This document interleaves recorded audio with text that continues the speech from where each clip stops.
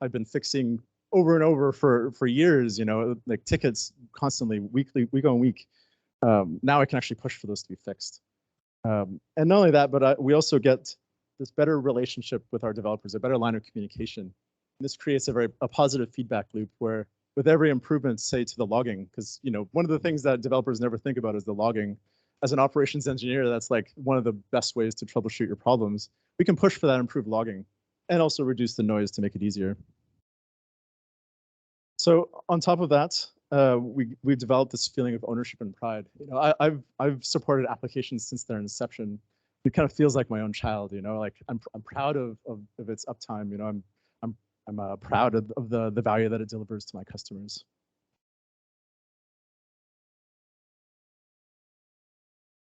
So what did we learn in all this?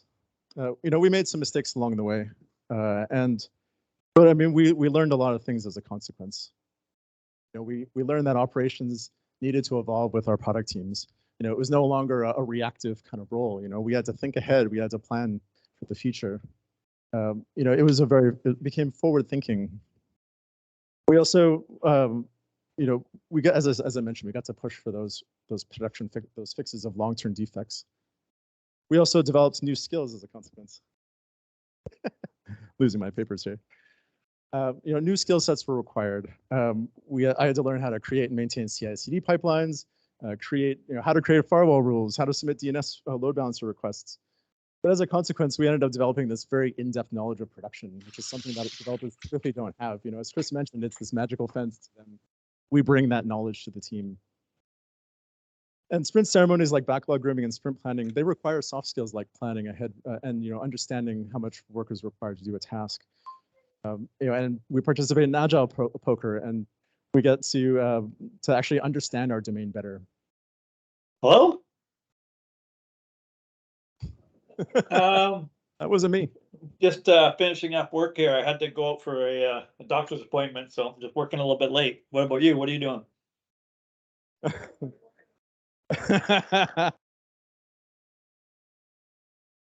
Sorry about that. I apologize.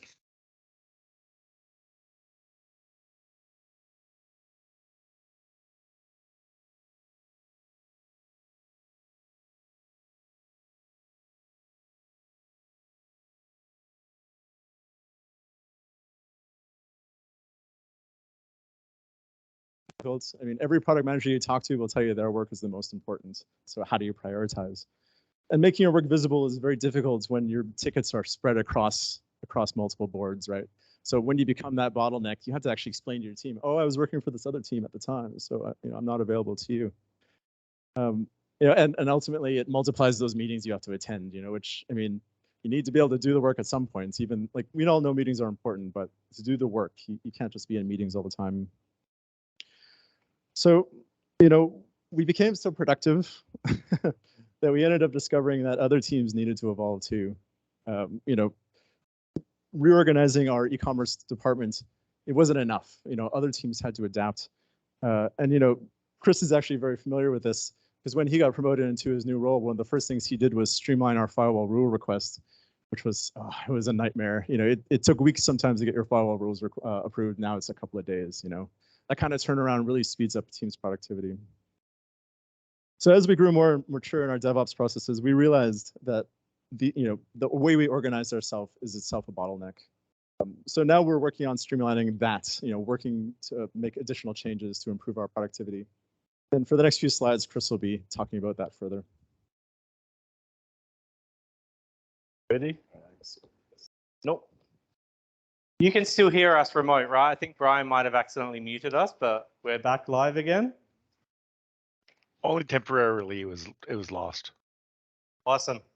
So at this point in time in our journey, our development teams were working really, really fast. But some of our other teams were still working in ways that they had been for a few years. And so around the same time, the team topologies book was launched, and it launched a few different models of teams, and one of them was platform teams.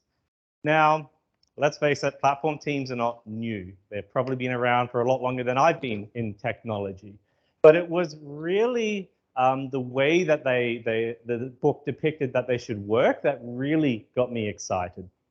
And so in 2021, we did an organizational structure change that gave me the opportunity to combine both platform and infrastructure into the one group called digital platforms. And the sole purpose of this group was to help enable developers to deliver faster than ever before through the use of platforms. So what have we seen since going down this? The first thing we did was we really focused on developer experience. And by focusing on this, we're able to speed up developers, give them more capabilities to innovate and be efficient as a team. Second, we really doubled down on the fact that we were enablers here to support the development team. And so by doing that, we're able to focus on things like enablement teams to help teams adopt our platforms, and also focus on really elevating community of practices. And finally, when my slide changes, by going to our team and really saying, you own this platform. It is yours. You tell us how to run it. It has really opened up the door for how they're running platforms. And so they've made a lot of efficiency improvements. And so we've been able to reinvest labor in more value-added work, as well as that we've been able to even save costs on licensing for our platforms.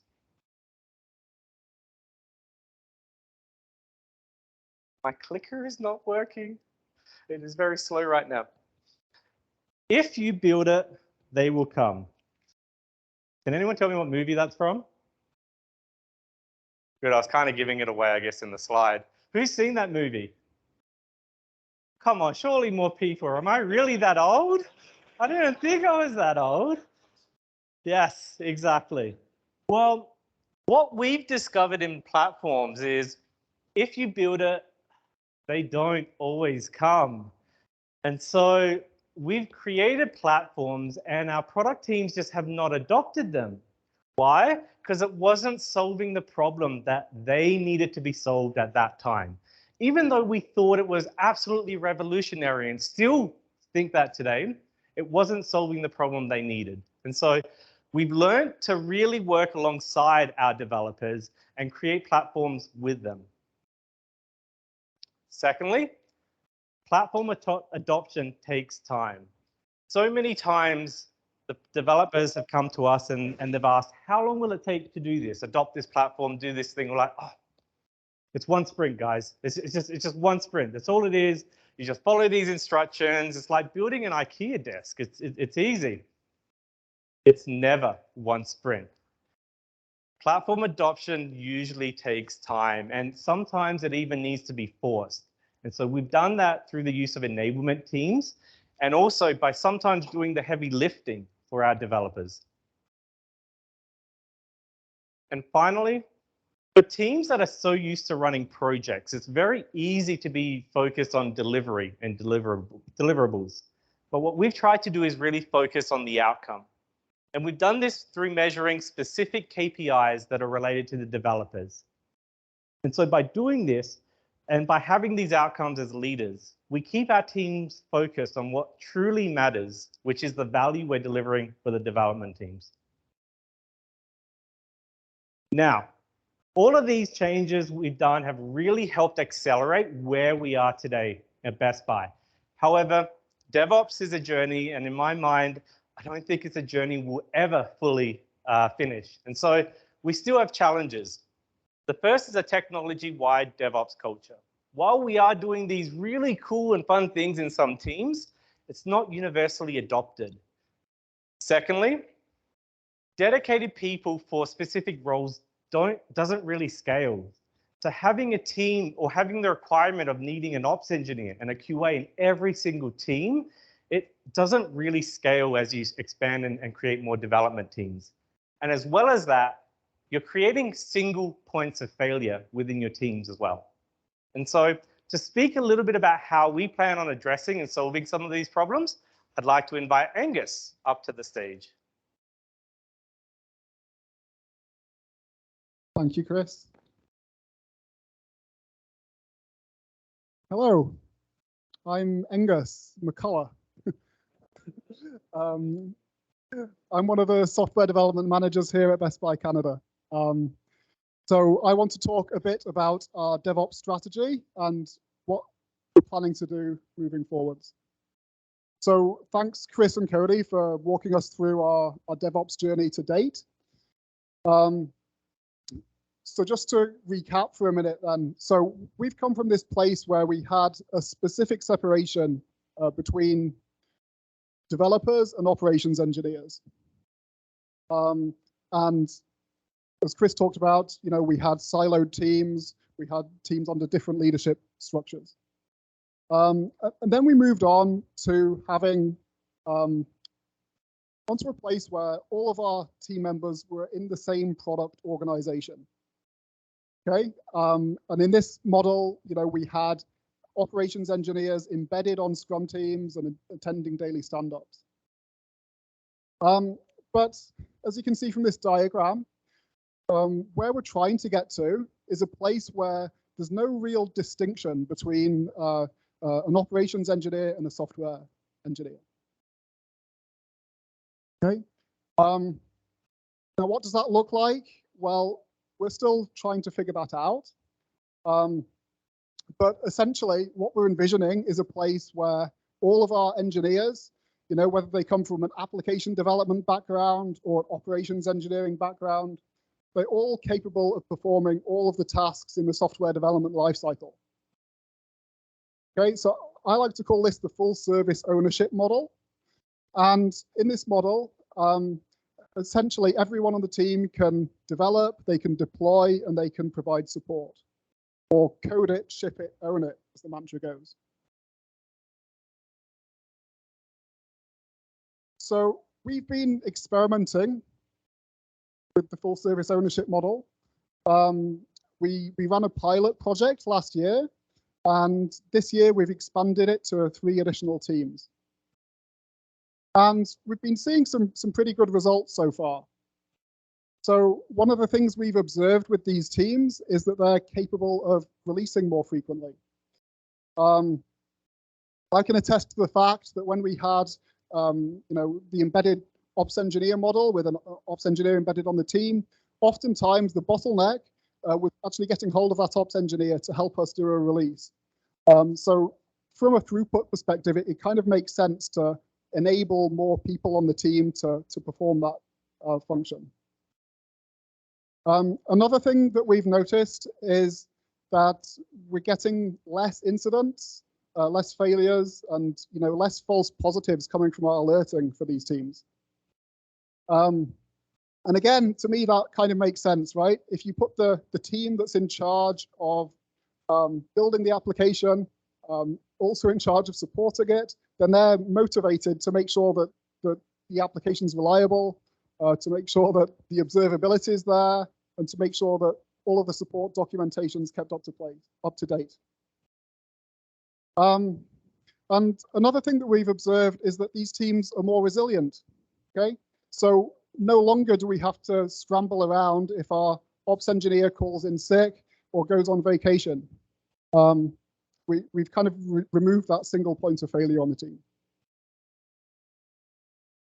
So some of the things that we've learned, really training has been really important in this journey. Probably, you know, we've spent the most man hours on training in this whole initiative. That's how key it's been.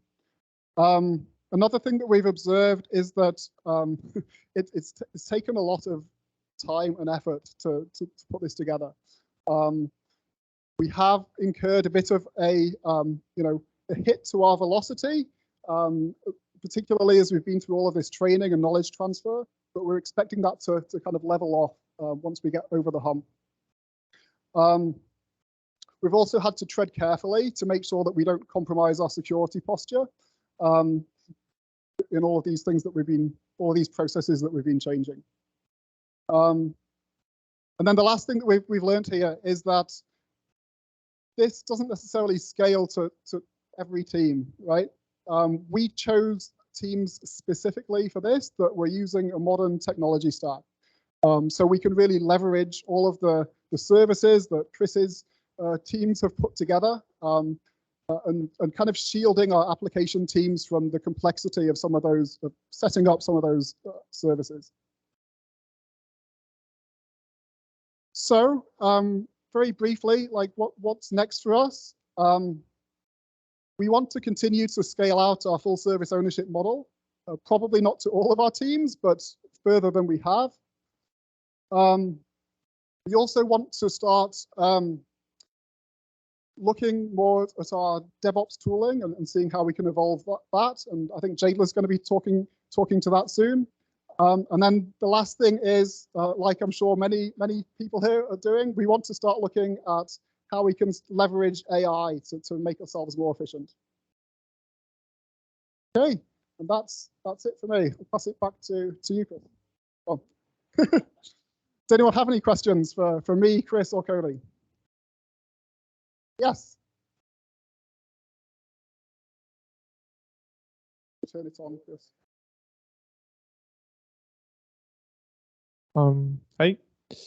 How do you manage the cloud for different teams? Does different teams have like the permission to create users, do the permission and stuff kind of like that, create resources on the cloud, or do you manage that for them, for every team, or maybe for the whole like BestBuy organization?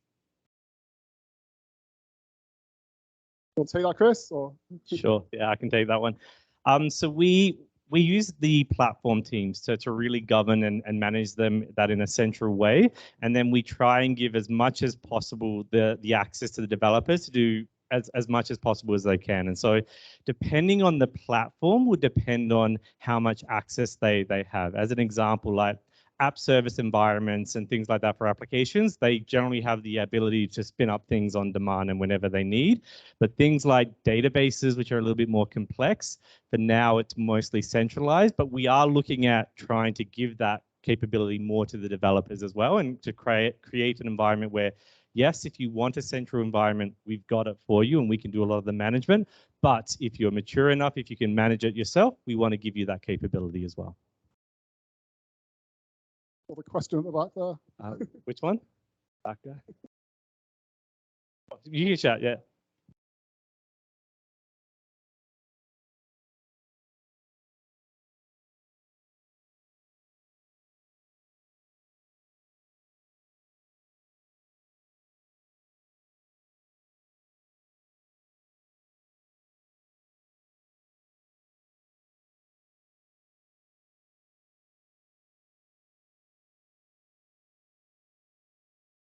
Yeah, so good question, complicated.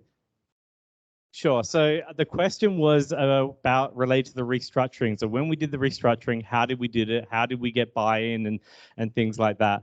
So we definitely partner with HR on all of these type of things. And we have a really good relationship with our HR leaders and our HR partners. And they really support us in making some of these changes that we know that we need. And so the buy-in was really like, myself talking with my boss, the CTO, and some of the other directors. And really, we had an opportunity at that time to move some teams around. And so we just utilized that opportunity to make the best changes that we thought was possible at the time. And so yeah, it was just me having a lot of conversations with my boss and with my peers at the time, and really helping to, and it was really a structure that we all sort of came up with together. And just to top up there, Chris, so for the last kind of iteration to the full service ownership model, it's really been iterative too, right? So we haven't just said, right, everyone's doing this. We tried it out with one team and saw how that went, and then we rolled it out to a few more teams. So I think that helped to kind of get the buy-in that we needed. We'll probably have time for one more question, but then we'll go to the next one, to the next presentation. We've got plenty of time later for more questions as well. Edward? Yeah. Thanks. Hello, my name is Edward. I just wanted to ask kind of a follow-up to that previous question. Developers constantly have a lot of stakeholders to manage, not a lot of time, a lot of production, a lot of work with products. I'm curious, how did you build the capacity within the development team, existing development teams, to learn more about DevOps and get that kind of experience? Thank you. Okay, yeah, very good question. So because we work in Agile, we kind of factored in the overhead, if you like, of having all of the developers now taking on some of that operational responsibility. So, you know, when we doing our long range planning and things like that, we accounted for like more than one headcount of operations people to scale our velocity accordingly.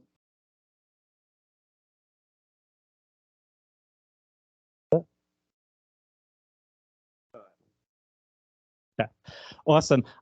So we've got plenty of time for more questions at the end of the panel section. But for now, we're going to move on to our next presentation, which Jadeler is going to help us to run. Before we just move on there, I just want to quickly mention as well, we've got 2 raffles today that we're offering off. So we've got the one raffle, which is for the 2 $50 Best Buy gift cards. We've got QR codes everywhere here. We had QR codes up on the screen, so anyone is eligible for that. And then anyone in person would have received a ticket for the second raffle. The second raffle will be drawn at the end, and that's for a pair of Apple AirPods. And so we'll be drawing that at the end. So hopefully people stick around to the end so that you can get a chance to win some of those as well.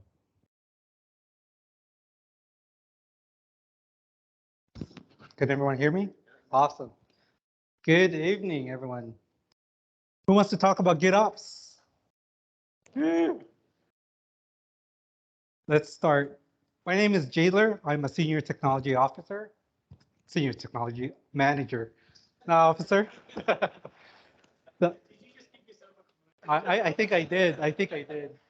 Jamil, who's a technology manager, and Gerald, who is over there, GitOps principal technical manager at Red Hat. Before I begin, I actually attended a conference a couple of weeks ago, and I actually saw this sign in one of the booths, and I thought this was brilliant. It said "Stop ClickOps." So I wanted to ask a question. How many of you actually click on the UI to set up your application, your infrastructure, your configuration? No? Yeah? You're not alone. You're not alone. So I'd like to kind of talk about our GitOps journey today. So we'll cover BestBuy's GitOps journey. We'll kind of cover the OpenShift use case where we use GitOps. And then we'll talk about the future of GitOps, the trends that we see, and Gerald will cover that.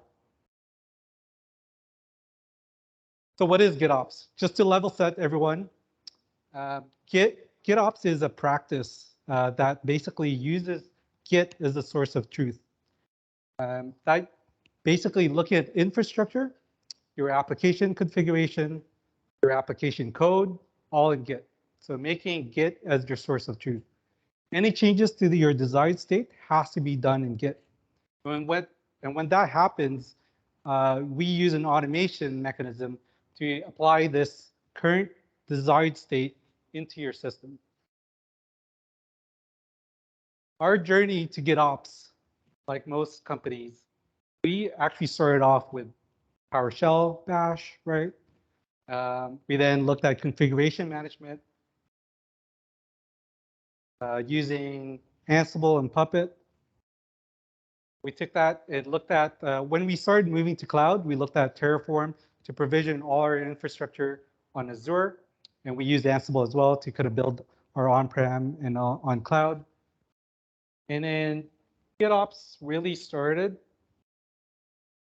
If my clicker goes, our journey actually started Q2 of 2021, so around 2 years now.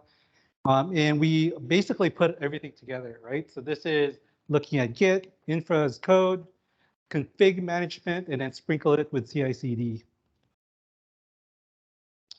What's our current stack? So I'll talk about like our current stack on the cloud as well as on OpenShift. For our pipelines, so we use heavily Jenkins, but we also have Azure DevOps. We host majority of our infrastructure on OpenShift, both on-prem as well as on cloud. So we use Azure, Red Hat, OpenShift, and we have a few kind of native applications on Azure. Next, our GitOps agent is basically Argo CD. So it's a CNCF open source that basically allows us to do the magic sauce that synchronizes all our Git repos into our desired state in our infrastructure or in our application. The next, infrastructure as code. So we use Terraform, like I mentioned, Ansible as well. We have multiple dev platform tooling. And right now, we're kind of doing some experimental CI/CD. So Tekton, if you've heard of it, GitOps Actions as well. So what were we trying to solve?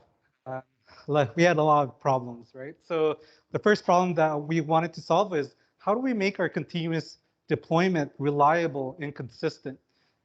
How do we make it quicker than what we have in Jenkins, right? Like we all know that everything could be quicker if you don't even have to touch it. You rely on your GitOps agents to do all that work. Secondly, as part of the digital platform under Chris, our strategy is to do self-service, right? We want to serve our devs, our operations, and we want to remove that friction, and we want to do this quickly.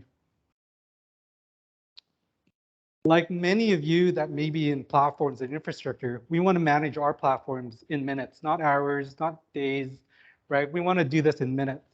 To do this, we need to be able to do this on both on-prem as well as on cloud, right? So we can't be doing one thing and then doing something differently on a different platform. So what did we learn? So we learned a lot, and I'll talk about three things real quick. The first one was I had a lot of incorrect assumptions. I thought this was going to be quick, right? Like you just install GitOps agent and you're off, right? It's not always the truth. There's a lot of stuff that wasn't quick. Like seeing the value, I was really excited of seeing GitOps, but my excitement is not always seen by everyone, right? And so being in the platform side, we want to be able to sell this idea. The last is level of domain expertise. I thought that we had a lot of domain expertise in Git and OpenShift, for example. But when you remove the UI aspect of OpenShift, you now need to know the core fundamentals of Kubernetes, for example. So that could have changed. One of the takeaways that I would say if you're looking at GitOps is to pilot early. That's one thing that I'd suggest. The second piece is disruption to process. When you take out the UI, it changes everything, doesn't it? It's a different mindset. You're no longer clicking around. Everything is in Git. Your infrastructure is in Git. Your configurations in Git. Basically your configuration. Everything is in Git. So it changes the way that you push stuff. It's no longer a push model. It's actually a pulling model. So our agents like GitOps agent will pull your desired state from Bitbucket and apply that into whatever system that you require. Adoption is critical. One of the things that I find is if you were to take this away, partner with your stakeholders. Make sure that they see the vision and pilot with them really, really early, because you'll need their buy-in to be able to kind of roll this out. We were lucky because we took the time, we had a big kind of migration, and we took the time to actually look at improving how we do our deployments through GitOps. And then lastly, it can be complex. I already kind of talked about that, like it's not just putting GitOps agent and it's good. It actually amplifies the issue when you run it in scale.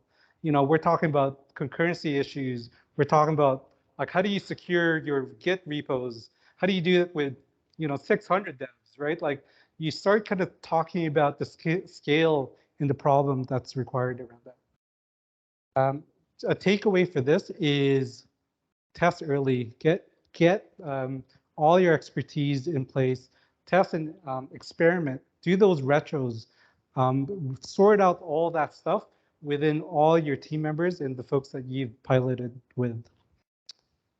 With that in mind, I will now pass this on to Jamil, who's going to talk about the GitOps and OpenShift.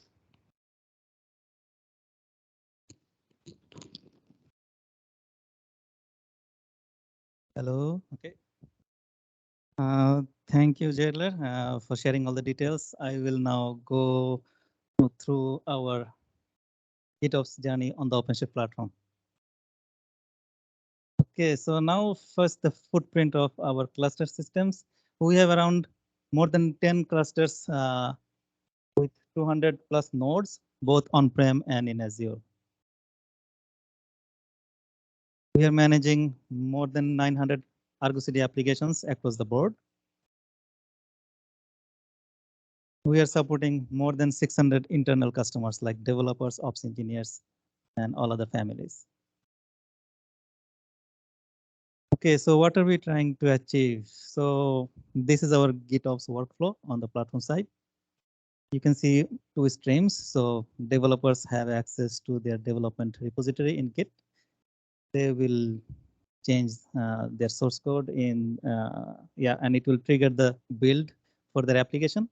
As a result, it will generate a container image, which will be pushed to image registry. On the other side, who is doing the operations work, they will actually manage the configurations repo. Any configuration on the application side, they will push it there. On the other side, Argo CD will be keep monitoring on that repo. Any kind of change, it will reflect back to the clusters. Depending on the change, it will pull new images from that image registry. If you want to revert it back, again, it will revert back with the old image. So it is very fast and quick to deploy new things and also to revert back if any incident happens or any change needed. Okay. So just a high level, what we manage on the platform side with GitOps. So yes, we built vanilla clusters, but after that we have configurations all in the Git. We just across the board do this all those data operations on the clusters. For example, authentication, logging, certificates, cluster versions, etc., etc. Okay, the application hosted in OpenShift, it works in similar fashion. So same thing when we onboard a new application on the cluster, we actually provision these items by default. Again, highlights access to that project, the routes, persistent volumes, quota, network policies, those items, etc. We'll try to do some demo, but again, this is earlier recorded. Let's see how it goes. So we will try to show two items. First one is we are provisioning a vanilla cluster in Azure. Then we will try to bind it up with Argo CD to do the data operations.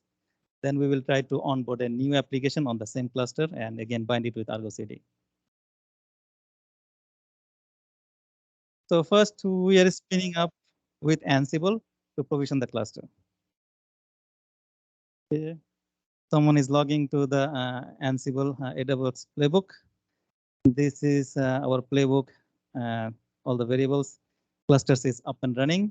It will spit out the kubeadmin password. Okay, then the playbook is doing deploying that operators that we need, the core operators in the clusters. All done in the cluster level. We will see next is we are bootstrapping Argo CD for that cluster as well. And Argo CD will connect with our Bitbucket repo, which has all the YAML files, all the call configs, data operations, all the scanning tools, monitoring, security tools, everything there. You can see the folder structure. We try to do that. And this is our Argo CD dashboard. It will spread across multiple projects, app sets to spread out the workload. Now we are onboarding a new application again with Ansible. It will create multiple repository in Git. It will also create multiple branches in the Git. And you can see the demo project is there. We will try to scaffold the new project on the cluster itself. We will pick up one of the branch, try to change some configuration in the Hello World project. So these are the environment that I showed before. So this is the initial configuration that coming from initial default repository. We are making some changes in the environment variable with new image tags. It will trigger the pipeline to build the image. It will get the pull request in Git. Someone has to approve that one. You can see the diff, Hello World 1.0 and Hello World 2.0. We'll do the merge, and Argo CD will pick up the change from Git repo, and it will push that into the cluster. Okay. So we all can feel the benefits, what we are looking for. So single source of truth. Initially, we'd had multiple repos maintained by multiple people. It was very hard to maintain and track during the incident or any change we need. So that issue was solved using this one. And customers have less dependency on us. So everybody has access to the Ansible playbook. They can spin up their own projects, anything they want, self-service model. That's why application migrations and deployments are faster. They're not waiting for the platform team to provision it for them. Easier to maintain the clusters. So initially we were using like days or even weeks to deploy the day 2 operations. Nowadays we don't mention it day 2, we just said day 0 operations. So when the cluster is up, the configuration is implemented within 15 or 20 minutes. Level of consistency. So all our clusters work in the same way. So everything is on board, the same configuration, no surprises. And CI/CD, as we mentioned, everything is following up with the same pipeline model. So if one team is struggling, everybody should be struggling, and everybody can help them that this is a known golden path. It's a standard. Okay. Now I will pass it to my friend Gerald from Red Hat.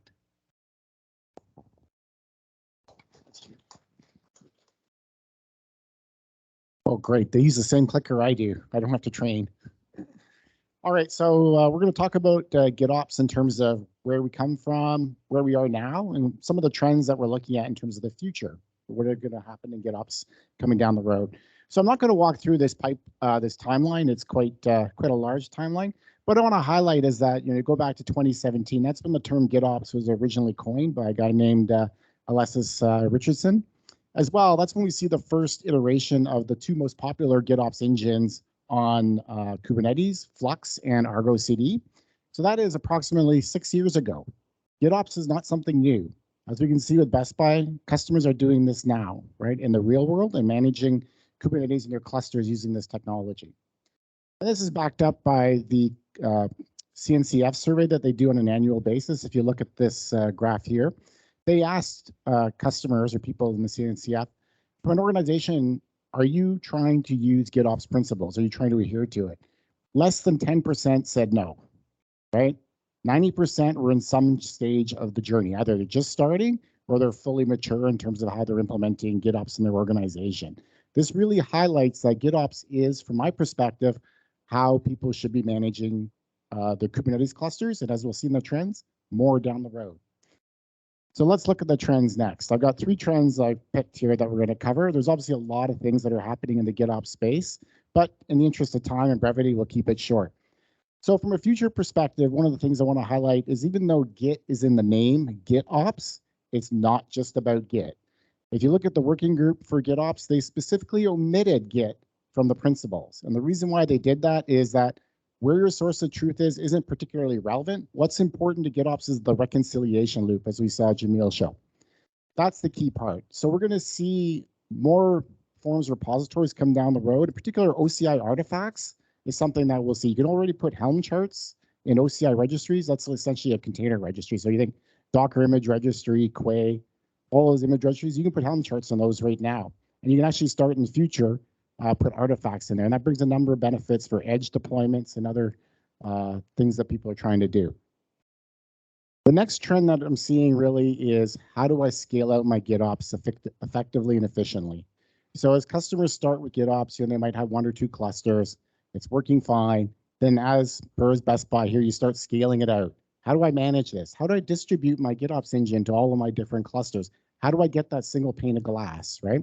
There's a lot of different vendors in this space, including Red Hat, and a lot of different ways of doing this. But I'm hoping that we'll see over time kind of a coalescence around a few common patterns and solutions for doing this. And then the last one I've got is really, we talk about OpenShift, which is Kubernetes, and this is really where GitOps got its start. And that's because Kubernetes is a declarative environment. You want to deploy an application, you declare how you want to deploy. Kubernetes does its magic. I got to remember to hold this mic next to my mouth. You can tell I'm not a professional singer. But anyways, Kubernetes is declarative, and that's really what makes it so powerful for GitOps. And people, they get addicted to this declarative way of doing things, and they want to apply it to all their infrastructure, right? So you can take the Kubernetes API along with the GitOps engine and start managing your infrastructure that way. So cross-plane, for example, is one way to do it. You can essentially declare Kubernetes resources and have your GitOps engine manage it. But we're also seeing this happening with Ansible and Terraform as well, and other infrastructure tools starting to go this way and getting all the benefits from a declarative environment. So that brings me to the end. So I think at this point, Jadeler, do you want to take questions?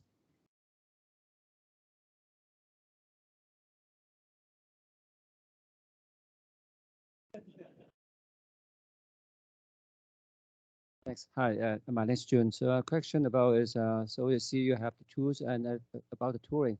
How do you compare with the Microsoft DevOps, and they all come with the pipelines and everything that you have already when you're using your sample? So how are you going to compare with that? And also when you're using these tools and how do you approve or get satisfied or from your info security team when you're deploying everything automatically? And do you put gates on each stage when you're moving the release from staging to production? Do you have some kind of gates on make sure that even not just passing the unit test on the testing on your pipeline, you have that also in place? Really good question. I think there was 2 questions that you had. So the first one was what's the Azure DevOps, yeah, and what we use for Jenkins, for example. I think Azure DevOps has a very niche area, right? It's for Azure. We can't use it outside. Like some of the folks had already said, we actually use on-prem systems, and we have OpenShift on both on-prem. So you can't use Azure DevOps. That's one thing, and it's very, very specific. Where we see Azure DevOps is a lot of our machine learning, our big data type of stuff in Azure. That's where we use it. But other than that, we don't really use it. And I don't think we have any plans on expanding that usage. And then your second question is, how do we do gates and how do we do security and all that stuff? I think for pipelines, we have multiple gates. So like your traditional build, right, deploy. We also have security checks, like we use check marks, for example, for static code analysis. We use SonarQube, we use all of these type of checks, and they could fail at any point in time. And we are always kind of putting these type of checks. You can't deploy stuff if you have high vulnerability security issues, for example. You will have to address them as you push. For anything that we do, say for GitOps, where configuration or infrastructure or any, we always have a pull request, right, where you need a second approver to always approve it. And so we've also tested this out with security in the fold, where it would get them a pull request and they would have to approve it. So we're doing this with firewall automation that we're also looking at. Does that answer your question? Use some log typically. Okay. Yeah, actually, I'll invite the remote people to unmute. Maybe starting with Naveen, if you're still interested in asking me a question. Yeah, sure. Thank you. Yeah, thanks for the presentation. So I have a question for the DevOps team structure you showed earlier. So specifically for the operation engineer. So is that like, I'm just trying to understand like what is the like a role and responsibility? Is that like a SRE role or it's a kind of a different role and responsibility? So this is my first question. And second is like what observability platform BestBuy is using? Okay, so if I understand the first question, it's what is the DevOps role that we play in our teams? Do I understand the operation engineer specifically? I saw one like a team structure. There was a title there, operation engineer. Yeah, like I'm an operations engineer embedded in a team, and you know, I'm involved in the CI/CD pipelines. Like I'm doing production deployments. I'm doing lower environment supports. I'm involved in you know, our team planning sessions where we're talking about architecture and security and the whole works. Like I'm right there from day one when it comes to our application development, and I'm an equal member of our team where, like, you know, during agile poker, I'm estimating stories that developers will be working on. You know, it's my role is specialized in the sense that I'm the one doing the production deployments or the production support, but really I'm like a full-fledged member of our development team, and it's only a matter of time before we've enabled our developers to do these kinds of deployments themselves, and then that's going to free me up to do even more stuff, like you know, maybe be a NestEd or start to write my own code or something. Like that's the beauty about freeing up this time for ourselves, is that we're going to get a chance to do more interesting work, right? Hopefully. Yeah, and is specific to one product or like you deal with the multiple products? Well, so I'm on a team that is fairly specific. Like, you know, we've got a fairly specific limited domain.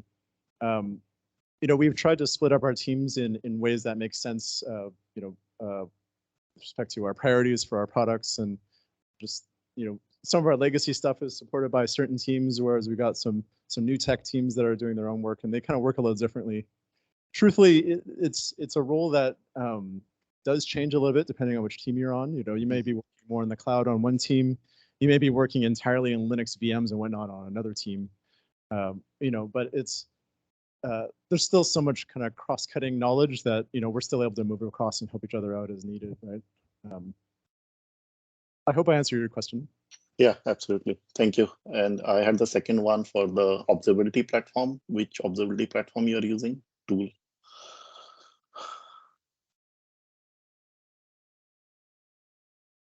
So for our observability, like for our logs and our alerting. Exactly. Yeah.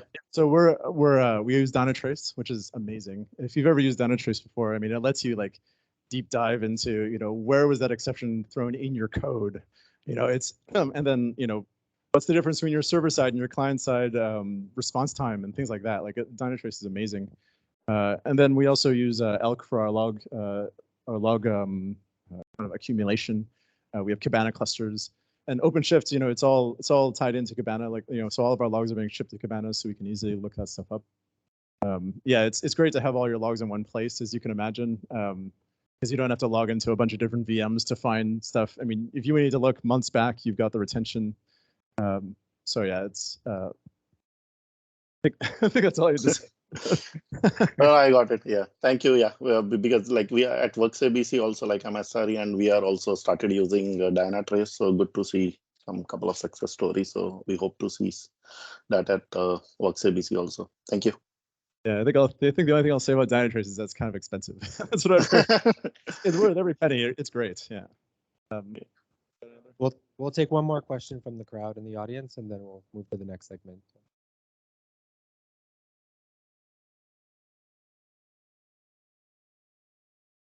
Oh, okay. Can you hear me? So I have two questions. The first one is about the demo. When you send your code through the CI/CD pipeline and then you push the image to the registry, do you update the DevOps repository manually based on the tag that you push out? That is my first question. Yeah. So we have a image registry, common registry. We have for the lower environment, we have for the production environment. So when the image is triggered in the development environment, it will push to the lower environment image registry.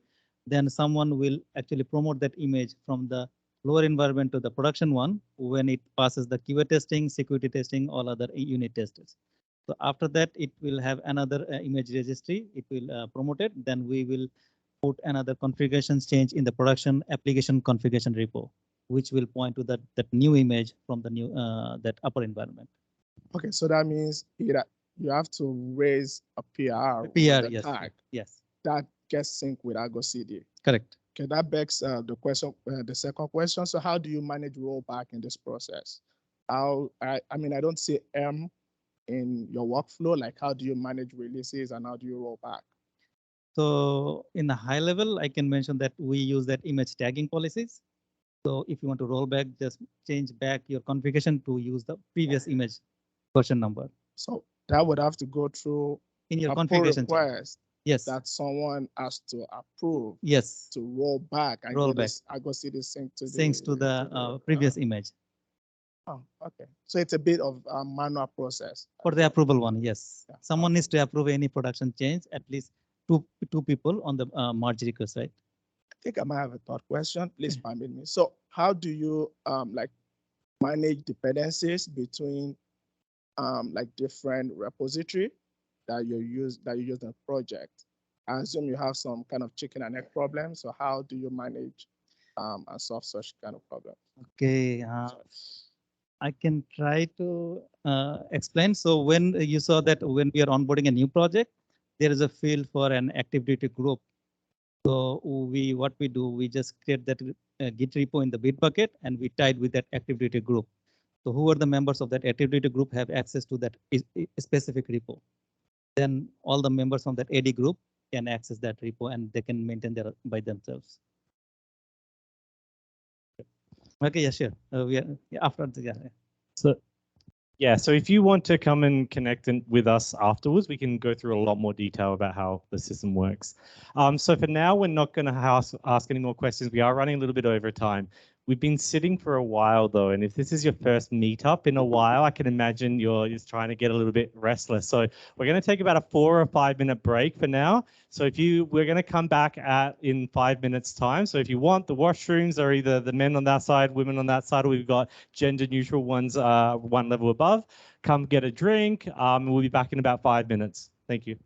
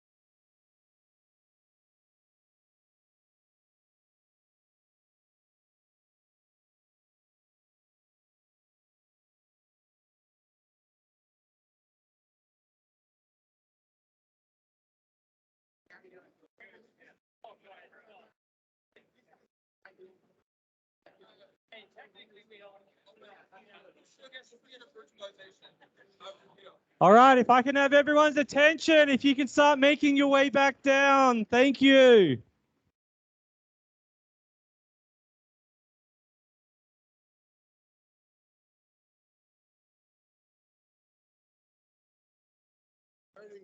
Yeah, I know.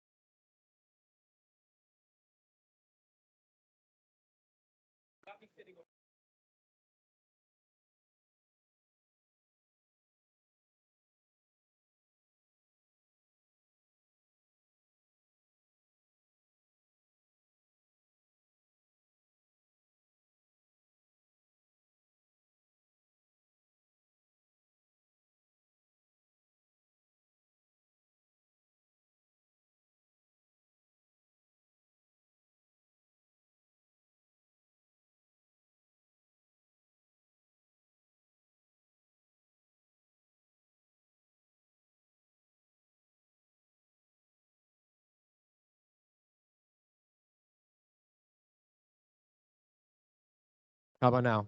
Better. Okay, we're going to try to recover some time here and start our final segment.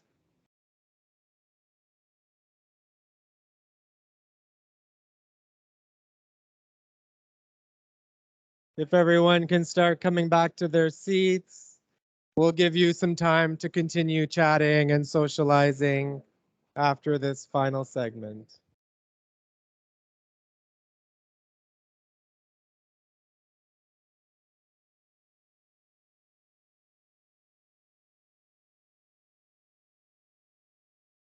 Guys, grab a seat.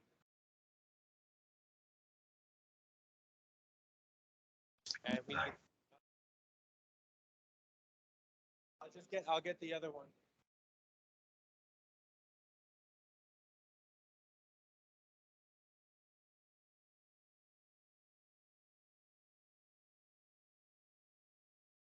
Hello?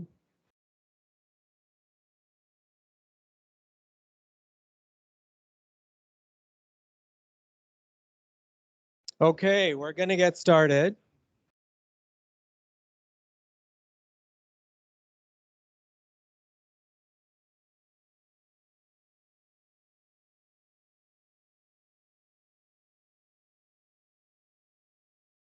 Good evening, everyone. My name is Brian Vachon. I'm here and I have the pleasure to have the funnest role this evening, the moderator of this wonderful panel conversation. Our topic is leadership in DevOps, and it's a topic that I'm personally quite passionate about, having been a people leader for 11 years now and in the workforce for just over 18.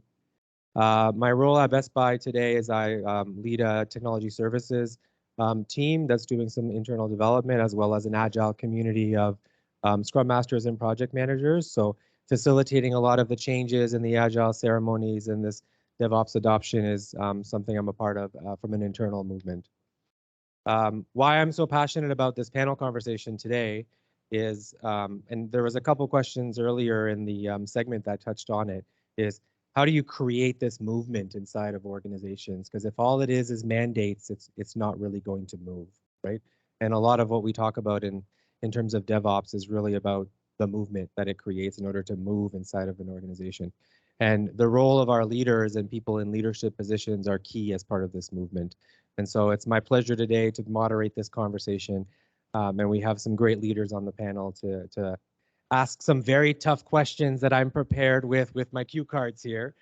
but also I can see there's quite a bit of questions and interest in either the audience or from the online. So we'll try to maybe jump between the two and then allow for some questions to come from the audience as well.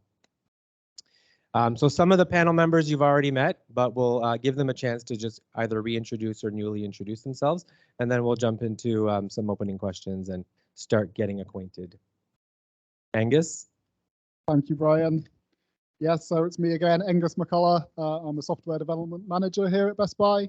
Fun fact, this is actually my first time in the BestBuy office. I live in Kelowna, so I'm just out here for the week. Yeah, I'll pass you over to Emily. Hey everyone, I'm Emily Ip. I'm a Scrum Master here at BestBuy. Kind of fun fact, but maybe not so for me. I've been here for 10 years. I've had various roles in the past, but landed in Scrum Master currently, and excited to be here today. Hello everyone, this is Tarun Singhal. I'm a technology manager over here. I mean, definitely we are talking about the DevOps engineering, DevOps technologies over here. So I was one of the person over here who started as an engineer within BestBuy Canada 3 years back, and recently got promoted to the journey of the DevOps manager. And definitely we're going to talk about more about that as well during this panel. So just wanted to thank you. I'm passing on to Jadeler. Hi, I'm Jadeler Amin. I'm a senior technology manager. No fun fact for me. But you're the funnest guy on the panel. I mean, you're loaded with fun facts. Here's a fun fact. That mic I stole from Chris, who has a very loud voice and projects very well into it. It's a little low on the volume, so try to speak loudly into it so everyone can hear you. Okay, so we're going to jump into our first question here. Oh, that's the intro slide here. Oh, and I'm not doing so great at clicking through my stuff already. The first question is, in your opinion, what are some of the biggest challenges that leaders or teams face when leading a DevOps initiative, and how can they overcome them? And maybe we'll start with Jadeler and Tarun. I could go first. Yeah. So the biggest challenge as a leader when you adopt DevOps, to me, is two things. The first one is culture shift, so going to DevOps and what that means. The second is resistance to change. Both of these are very, very challenging in every organization because change is hard, right? And the way that I would tackle it is trying to break those silos. Look at opportunities to like combine developers and operations and platform all in one, and being able to really foster trust amongst each other. And that's one thing that I strive for is open collaboration, open communication. I think that's the only way that you can do it. So like Jadeler said, like DevOps is a culture basically. So we talked about a lot about the BestBuy in last 1 hour over here. The kind of culture shift we did it from 2016 until now, and we are taking another leap where we are going towards a DevOps, right? So the biggest challenge which I face and which we have it right now is again the culture shift, the change of mindset, right? Because we are into a journey where we have devs and operations engineers. Those are the two separate roles, and they don't interact with each other. Basically, they don't work together. And our main goal was to bring them together and become a DevOps engineer or DevOps culture, bring that culture to us. So in order to bring that culture, basically, there are multiple steps. The first thing is, and the challenges as well. The challenge is to bring the people on board for this. And the other challenge, not only the developers or the operations engineers, even the management as well, right? Because when I'm sure many of you experience where your security teams are after you or your ERC teams are after you, or you don't give access to this person because it's a PCI data access or PI data access. You cannot give access to everybody. So these are kind of challenges which definitely come across when you do a shift from one culture to another culture. Thank you. Yeah, change definitely is hard, right? And I think in the previous segments, what we didn't do a good job at articulating is I think we have 27 product teams today, memory serves me right on count, which you can just, from the picture you had, Aengus, on that arrow and the scale, right? They're all at different phases of their adoption. So we're in an organization that's in a constant change, depending on the team that you're on. So navigating the change with people and with leaders and with the organization is definitely a very real challenge for sure. On to the second question. Can you share an example from your own experiences where strong leadership played a significant role in driving positive change or achieving specific outcomes in a team or project? And maybe we'll target that one to Emily and Aengus. I'm actually going to put Aengus on the spot because he is an example I have of strong leadership. Sorry. He and I were on the team that was the pilot of our DevOps experiment. And this is a small team, but also a very new team where team members they're new, they're getting used to BestBuy. They don't really know what's going on yet. And here we are, we want them to try out this experiment. There's a lot of stuff that needed to be figured out, but Aengus came in with a plan. He was able to get encouragement and buy-in from the team to come on this journey with them, and just was there every step of the way to figure out, hey, we're going to do it step by step. Here's what we need to figure out. Let's keep you guys on track. But also, are you running into problems? That's okay. I'm going to take it back, speak with our senior leadership team, and see how they can help support to solve some of these issues. So yeah, sorry, Aengus, you're not expecting that, but you definitely are one example. And I think as a result, the team definitely did very well, went on this experiment. There were some hicks and bumps, but we were able to kind of go and solve them as we go. And yeah. Thank you, Emily. Yeah, so for me, I mean, I think probably the reason we're all here, right, is because we've experienced the pain of bad DevOps practices in the past, right? I certainly have, you know, in previous organizations. And, you know, Chris was talking earlier about how things used to be at BestBuy, and, you know, they weren't all rosy there either. And, you know, there's no shame in that, but the question is, how do you get to a better place, right? And, you know, in my mind, to do that, there's a few things that you need. You need to want to get to a better place, first of all. You need to know what a better place looks like. So you need to know what good looks like. And then you need a plan to get from A to B, right? So yeah, to talk about the journey that we talked you through earlier, the DevOps transformation, right? None of that happened spontaneously. It required leadership at lots of different levels. So we have senior leadership that was, you know, providing vision and direction and, you know, to some extent air cover for us to try this experiment. We had management managers who were helping to implement that vision, facilitating collaboration among the different teams, and, you know, trying to inspire and motivate the team members to get on board with the initiative. And then we had like strong technical leaders who were coming up with great designs to support the changes to process that we were using. So yeah, I mean, to summarize, like, I don't think we could have got there without strong leadership, right? Otherwise, we'd just be in a place where, you know, we have all of these great competing ideas, but no real plan to solve our problems. Yeah, good. Funny, I still remember the moment where you approached me, Aengus, and you said, Brian, I have a real problem on this team. We can't get our releases out. And I said, what do you need? More ops engineers. And I said, interesting. How come? Right? And then you gave me an avalanche of, it's not moving. The one that I have is partly available, is shared between 2-3 teams. The people don't have access, et cetera. And so my response was, those sound like real problems to fix. Right? And that's kind of how that first pilot experiment last year kind of got started. And you know, to continue Emily's, I don't want to call it ego stroking, but kudos giving. You mentioned earlier around, you know, picking the right teams to go through, you know, full cycle ownership. Also includes picking the teams with the right leaders, and that comes not only from yourself as the right software development manager to be able to explain to the team the elements of the why and get their buy-in, but also Emily, from yourself, from a Scrum Master perspective, supporting the team through those elements of change and bringing it into their delivery processes and facilitating those conversations. So I think I love that you used it as an example, because I think it's a real good example to use.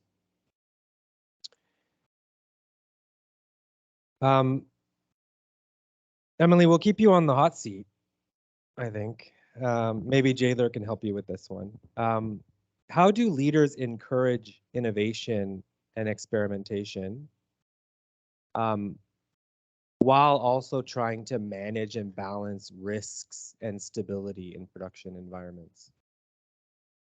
One is kind of close to my heart because part of my experience at Best Buy is dealing with production issues. So production stability is very important. In my mind, though, the big thing that it comes down to, we need our leadership to trust in the team.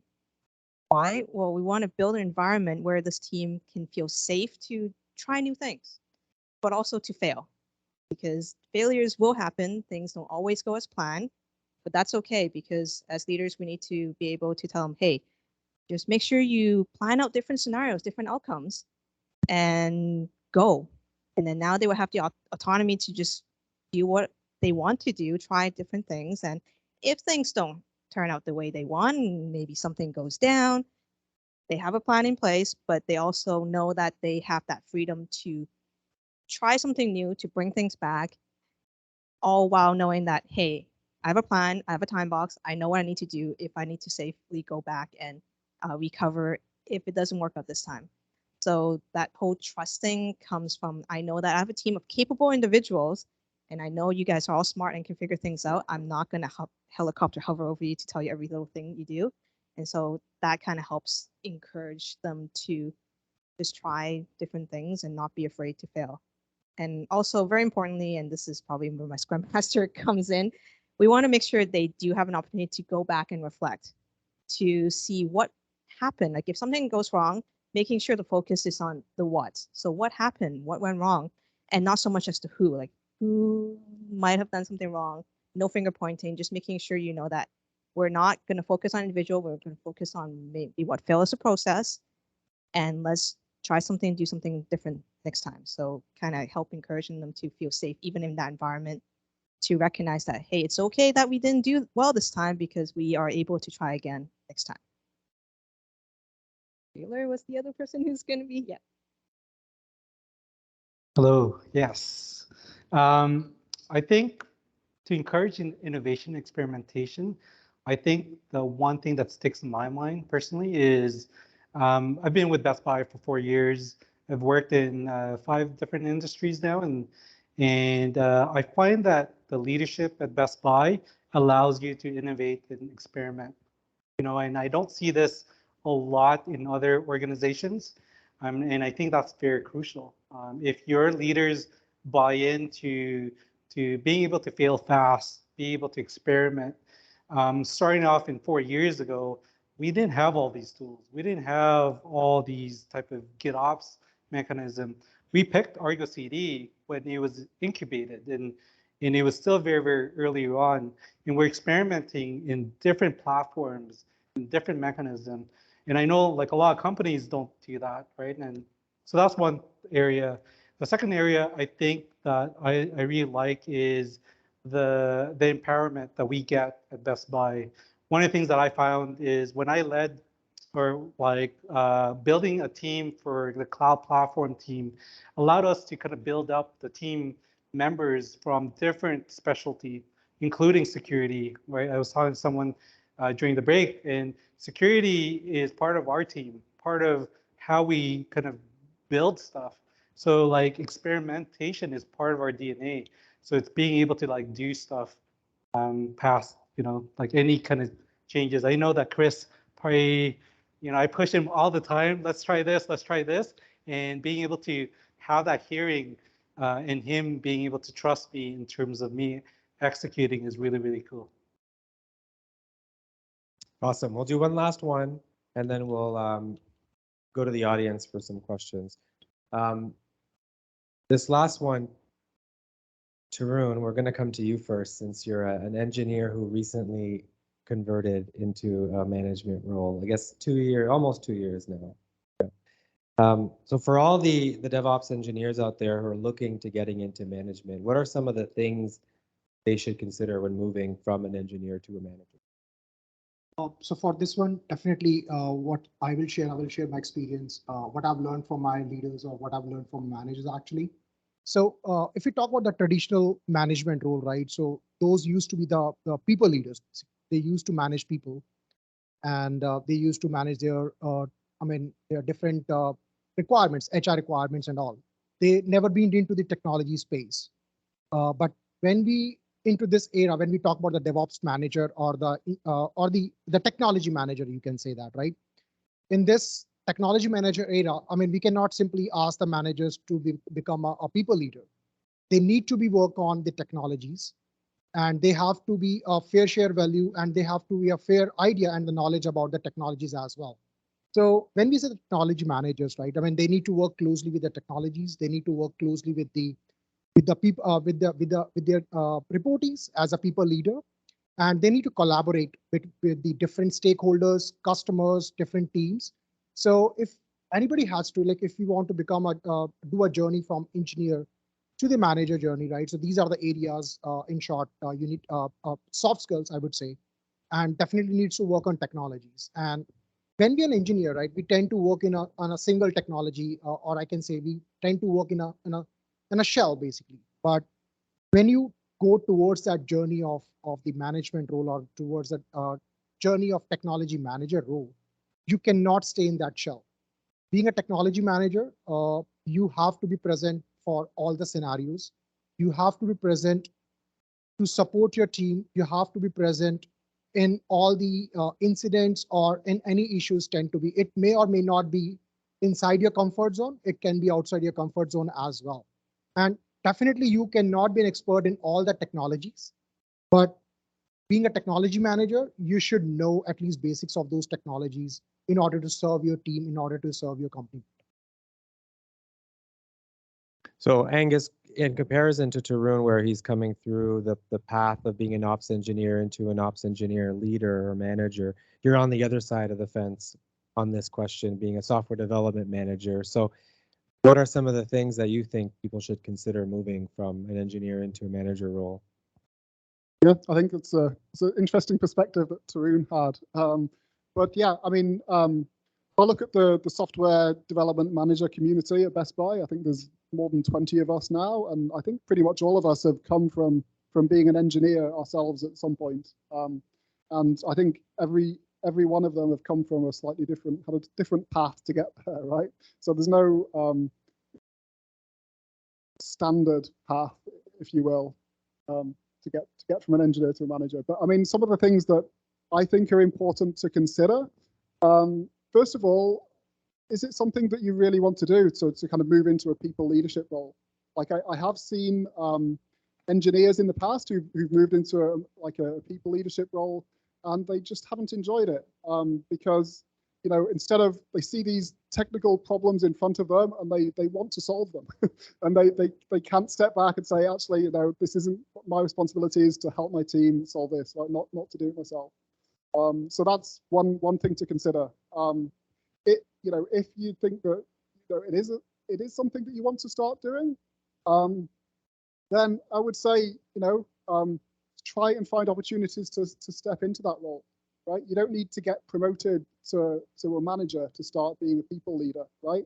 You can take a look around you on your team, look at your coworkers, and see if you can find opportunities to help your team members succeed, right? And if you do that, people will recognize it, and you'll gain experience doing it, and it'll set you up for that next step in your career journey. Awesome, thank you. Oh, my update didn't take. We're gonna skip the next questions for a moment and maybe open it up to the audience and the crowd. Maybe we'll be cognizant of the remote first and open up there in the event that there's anything coming from the chat or anyone remote that wants to ask a question. Feel free to. So one question from the chat, actually from I can't see the first name. M. Lacey. Do they want to come off mute and talk? Sure. Thank you. Hi, Martin Lacey. My question is in building up the development teams, and you've mixed or blending their roles and responsibilities, and trying to get the operations engineers to have some of the development facilities and developers to also adopt some of the operations workflow. So I'm actually first question is really drilling into the developer mindset, and that is to what degree do you use TDD within the development teams? And my second question is, how do you do the cross training roles such as QA, ops, and security into the developer mindset? So it's all about how you're framing the developer experience. He needs a mic. Oh, he has a mic.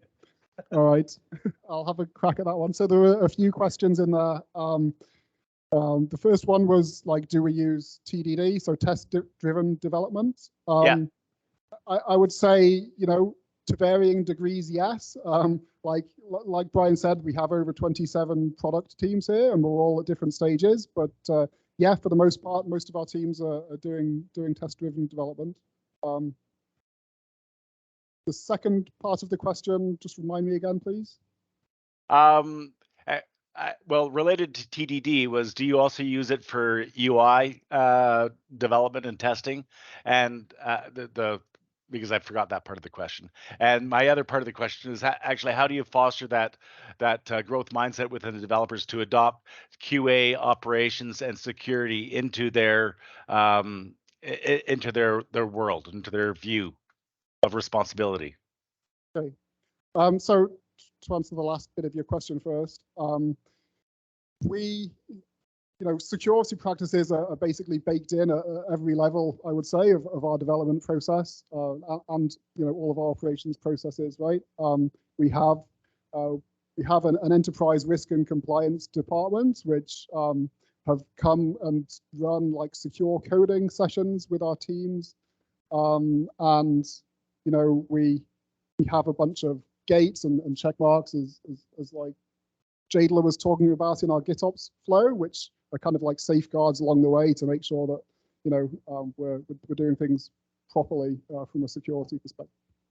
In terms of like how do we manage the cross training, it's been a lot of work. Let's put it that way. So we have all of these experts in house at BestBuy, right? We have all of the digital platform teams who really are experts in all of those operations services and technologies. So we've had invited people from those teams to come and speak to our application development teams and to start training them on how to use some of these technologies. Really, in my mind, the skill set between an ops engineer and an application developer is very similar, right? It's just a different knowledge base. So if you can start transferring that knowledge across, you'll be in a good place. There was another dimension to his question. How did you sell it to the developers to take on the incremental learning, the incremental responsibility? Yeah, good question too. So yeah, I mean, I thought it was going to be really difficult to sell to developers. Hey, how do you feel about supporting this application too? But actually, I was surprised with the kind of response and buy-in we've got from our development team. Right, they've all taken it in their stride, and many of them are actually really excited to learn all of these new technologies and really valuable industry skills. So yeah, it's been really good to see. I think what also helped is the fact that the developers themselves saw the problems that they're experiencing, knew their own frustrations. And so when the opportunity came along to, hey, if I could learn this new skill and I no longer have to be annoyed or frustrated at this thing, let's do it. So I think having that mindset for them already, knowing that helped a lot. Yes, Excellent. I love that. Thank you. There's one more remotely? But we'll go one more. Okay. There's one more question around KPIs. If that, again, sorry, I can't read your name because I'm on my phone. If that person can come off mute. Yeah, sure. Yeah, this is Naveen again. So question is, in your experience, what are the most critical matrices and KPIs that like any organization should track to measure the effectiveness and impact of their DevOps initiative?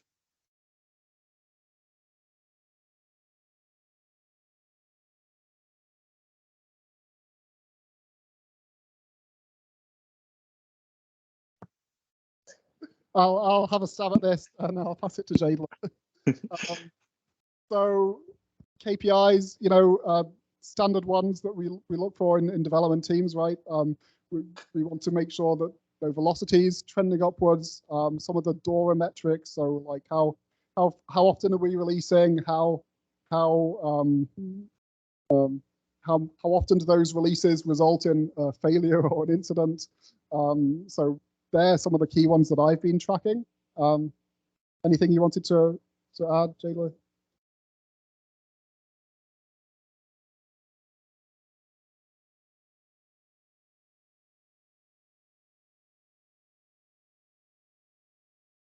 We talk more about the good quality of code goes to the production, right? Being a production gatekeeper, we need to make sure that we have a healthy code going to the production so that the customer have their best experience over there.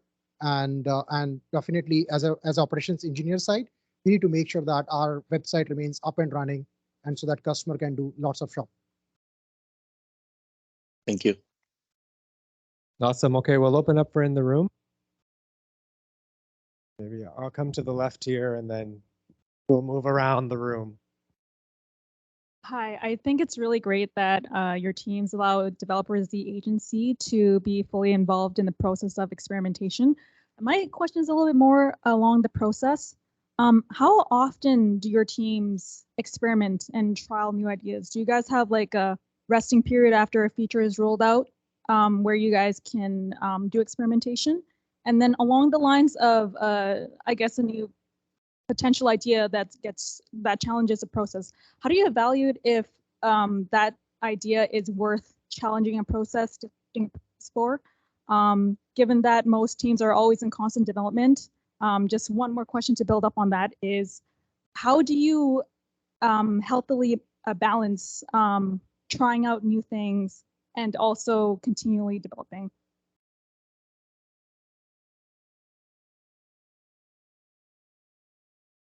Okay, so all good questions there. Your first question, I think, was how often are we experimenting? And really, it's kind of constant, right? So we're constantly experimenting. We work in sprints, so we try and time box our experiments with a set number of sprints. And before we embark on an experiment, we try and come up with what are we going to measure to see if this has worked or not. So that's kind of how we evaluate whether it was a success or not. I feel like there's a third part of your question that I missed.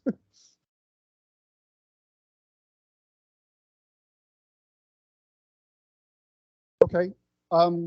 Yeah. So we're lucky to have kind of buy-in from our leadership at Best Buy to try some of these things out, right? If we can convince our leadership that this is a problem that's worth trying to solve, then we can get buy-in to take a bit of a hit to our velocity to work on these things. Yeah, but obviously we have deadlines and other things that we have to hit, and they come first, and then if we have time to do these kind of experiments in between times. Maybe just adding on to that, I think experimentation happens in two kind of different spaces, right? There's experimentation as we're building products, as we're building services, as we're developing things that face an actual customer that we're serving. And in that case, we're constantly experimenting, whether it's experimentation as we build solutions, but also experimentations as we might be building new products and new services that we may bring to certain segments, certain stores, certain places to get that feedback and those hypothesis validated in order to drive decisions. So on the side of product and service, constantly and at different levels. On the side of process disruption, right, as it pertains to some of the DevOps evolutions or progress or changes that we've made, same approach to what like Aengus was explaining, being very crisp around, we believe if we adopt certain things, whether it's, GitOps or evolutions in our tools and our CI/CD, or it's changes in the way that we're organized, what hypothesis, KPI, or success measurable are we actually looking for to be able to drive a decision from that experiment to move forward? Chris, are you going to help on the right side of the room, or are you just going to, okay. Thanks for the coffee. I have a question. How do you empower your developers to try out new stuff? Consider you use on-premise, your stuff is on-premise. How do you empower them to create like a sandbox environment? For instance, to try Terraform, or do you have like any kind of open IDE connect that they push stuff to GitHub and can just create a sandbox environment for them? I could cover that. So I think there's different levels of experimentation. I think Best Buy has just a culture of experimentation and learning. So we have different channels of doing stuff. So we have something called Leapfrog, where we do a monthly kind of hackathon that allows folks, the dev community, to just come up with a backlog of items that they can work on and experiment on, new stuff that's never been done. We also have just like retros where folks could just create these ideas in an experiment and then do retros. But your question was, how do devs actually test these, right? At Best Buy, we have both on-prem and also in cloud. So we're actually on Azure, GCP, and AWS, but our bulk is in Azure, and we have a lot of footprint on-prem. For users, they use user VMs, so they could request one, especially when you're onboarded in Best Buy. You can request a user VM, which is either Windows or Linux, and you could spin up whatever you need if that's stuff that you want to do. We have mechanisms and labs and sandboxes as well in all of our platforms.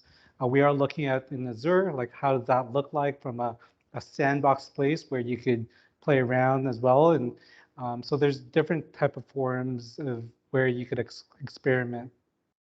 Yeah, so given that I'm a developer, right? And let's say I have a microservice front end, with different div, like different teams, like managing that.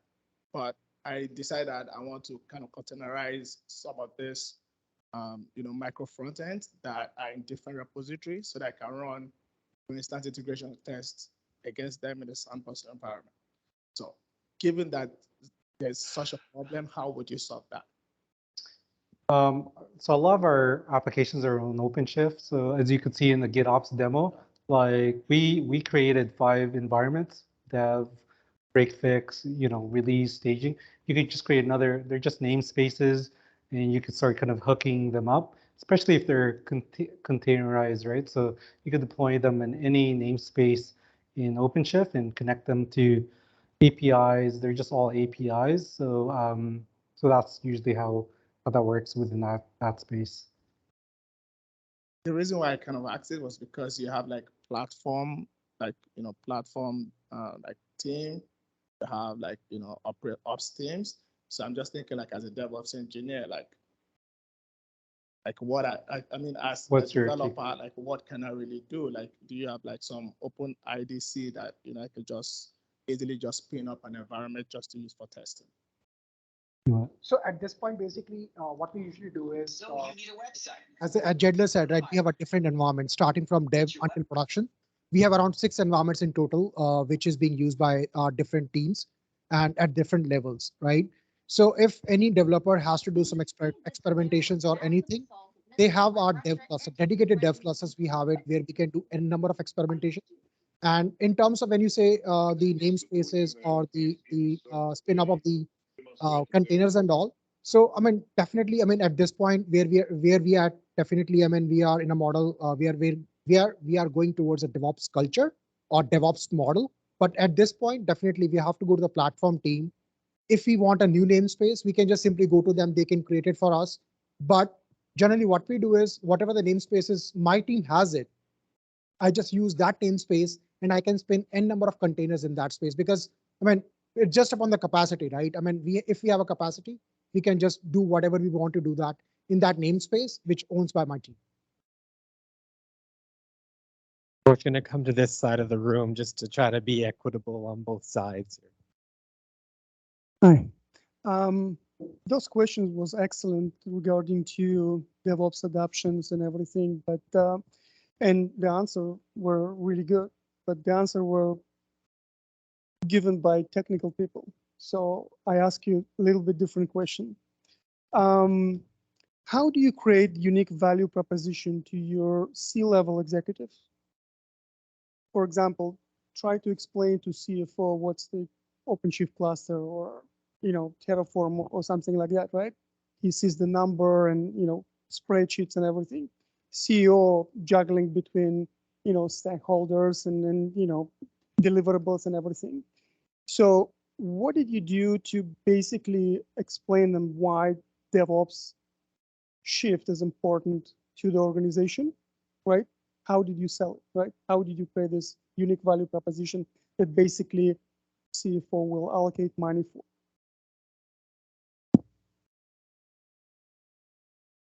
Who's taking that one?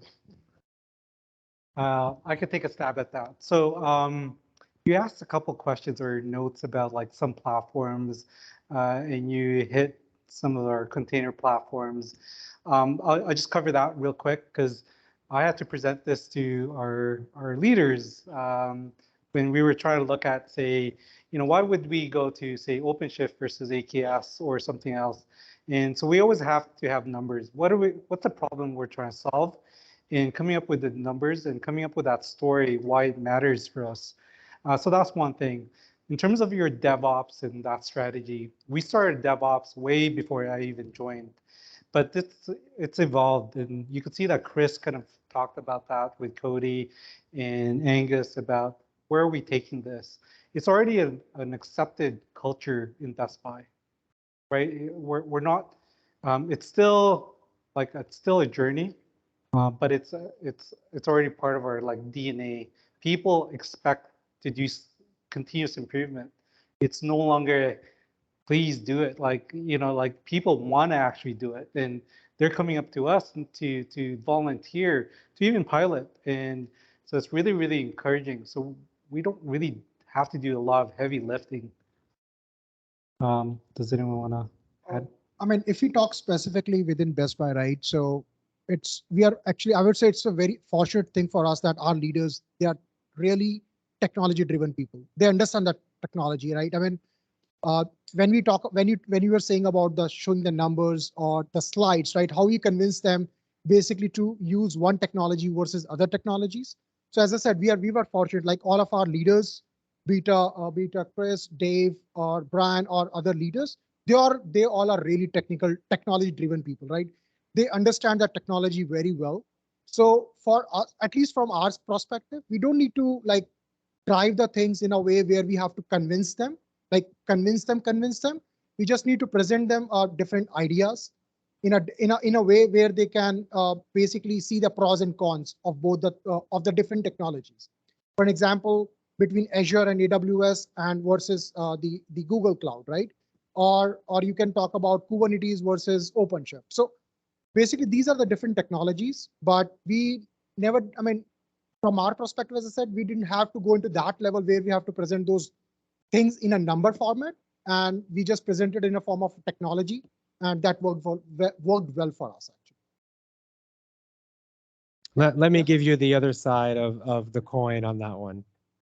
Whether it's an investment in tooling or technology, or in an investment like Aengus was describing, teaching, training people to move the needle along, the ROI is time. You're looking for a return on investment in the time you're saving people so that it could be redistributed somewhere else.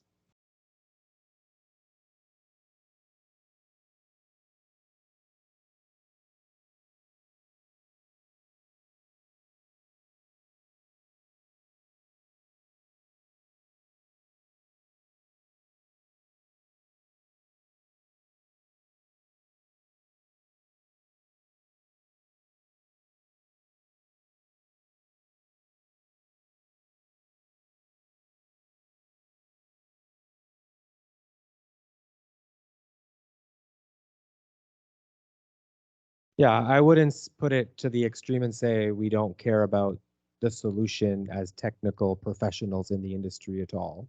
We obviously have a technical experience, technical background, and a certain level of acumen in the space to be able to have an opinion and know, how to be engaged in those conversations. Yes, but definitely from that element of C-level investment perspective, you're looking at the money I'm putting in and what am I getting coming out of it, right? And you're looking for productivity gains and being able to move faster as an organization. Okay, one last question on the right side of, I'm going to stay in the front if that's okay, but we're going to be around for socializing out. Yeah, hi, I'm Jay. I was wondering, what's it like for day-to-day as a DevOps engineer? So I have two questions. And then with the whole artificial intelligence, how have you guys incorporate that in your business?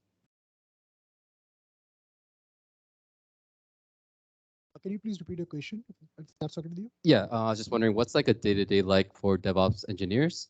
And how are you guys incorporating AI in your business? I can take the first question actually. So the day-to-day life of the DevOps engineer specifically. So basically, obviously, I mean, as usual, our day starts with a lot of Scrum meetings. We do have a Scrum at the team level, and we generally do a one Scrum level for the entire group or the entire COP so that we understand what is going on each other areas as well. So it keeps us informative, right? What's going in the other lands. And with that, I mean, definitely, apart from that, we have like our sprint work usually, right?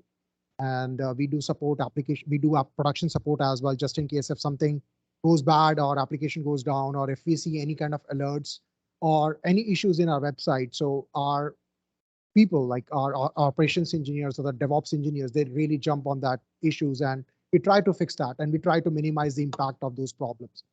That takes our time, and also along with that, we work on design sessions, and we help and support all of our developers in a way wherever they need it, in terms of their deployments, in terms of they want any if they want anything which is in terms of the development side or in any other environment, irrespective of if it's a production or non-production. So we basically try to enable them. We keep them up and running all the time and make sure that they are constantly developing and they're constantly pushing the code outside in the production. So yeah, I mean, we do have sometimes we do daily releases, sometimes we do weekly releases. And so sometimes, yeah, I mean, there are a few applications where we do multiple releases in a day as well. So yeah, I mean, that's pretty much that's our day looks like. Just to add, there's lots of roles that have DevOps in there. The other role is in platform teams, and in platform teams, there's a lot of automation. All they do is automation. They're managing. You saw GitOps. They're building, global shared libraries in Jenkins. They're looking at managing our source code management systems, artifact management, you name it. So there's different kind of roles, let's say, and each one we're in an agile environment. So there's Scrum ceremonies, and we're in these type of ceremonies. There was a second question there around AI, and so I'll take a crack at that one there. The first thing is we've been using AI for quite some time in a lot of our different systems. So as an example, Dynatrace, and we're talking about Dynatrace a lot tonight for not a sponsored company, but they've got Davis as an AI ops, and so they've really helped us. We've done a little bit as well in the past with data as well, and then our data team's been working on a lot of machine learning and stuff. I think you might also though be talking about generative AI, and so what our plan is for that in particular, especially with the launch of Chat GPT and stuff like that. And so we're definitely reviewing that, and we're reviewing a lot of things from the business side of that, like generating content and using it to categorize products and things like that. Just some of the POCs we're looking at, but within the teams, you know, we're definitely taking a look at Copilot. So Office 365 is obviously looking at launching that, and even in you know, what I think in Jadeler's presentation, he shared one of the experimental things that we're looking at is GitHub. And so GitHub obviously has Copilot as well. And that looks pretty promising around how it can help developers to really make their lives a little bit more efficient there. So with that, I'm going to wrap up the conversation. Thank you very much, Brian. Appreciate you. And thank you very much to our panelists who are on the spot there. I definitely didn't want to answer some of those questions, so they were very tough questions. Number one, I want to thank each and every one of you for sticking around. I mean, honestly, I thought this was going to be over by 7:30, but it's such engagement from you has really helped and inspired a lot of really meaningful conversation. So we're going to, I know why you're all here. It's for the raffle. It's for the AirPods, right? So can I have where's the Ange? Brian, you want to bring over the box? Yeah, and then my boss hates being the center of attention, so I'm going to call him up to stage. Dave, can you come up to stage? And can you pick up the lucky number for us, please? Not a problem. Hopefully everyone has their raffle ticket on hand. Hopefully you didn't shred it or throw it out. What is the number? 50081872. Nice.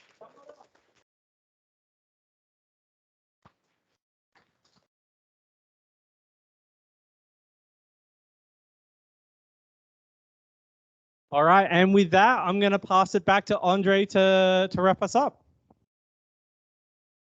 So first of all, thank you very much to Best Buy and to Red Hat for hosting us today, and to all the panelists. I mean, really, it's very interesting. For me, what is most probably inspiring, it's actually the journey that you guys did. We, in my organizations, are exactly in the same, or not at the same spot yet, but we are actually moving the same direction. So for me, this was really the validation that you're in the right track. So again, many thanks again for hosting us today. Thank you very much to the audience. If there is anybody who would like to talk about some interesting topics within DevOps space, please reach out to myself, to Willie over there, who is co-organizer. There is also Ilse, I think she might left, and there is Martin Lacey on the online at this moment. So please reach out to us, and we'll be happy to host you as well. Thank you very much, and have a great evening. It's fantastic. Thank you.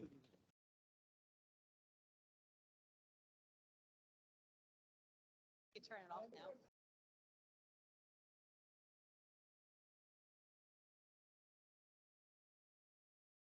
Appreciated us.